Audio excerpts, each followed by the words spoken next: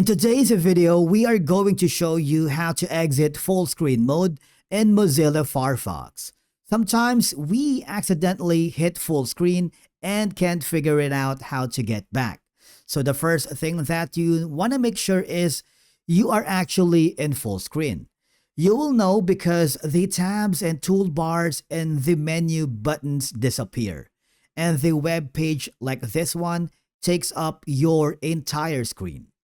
Now, the easiest way to exit full screen is to press the F11 key on your keyboard. Okay, so you see that? It's super simple. Now, if you're using Windows and Linux, F11 will toggle full screen on and off. But on Mac, you need to press Control plus Command plus F to exit full screen. All right? Now, if your keyboard shortcuts don't work, you can also exit full screen using Firefox menu. Okay, so right now I'm moving my mouse and move your mouse to the top screen until the hidden toolbar will appear. All right, it's super simple, right? And basically that's how you exit full screen in Mozilla Firefox.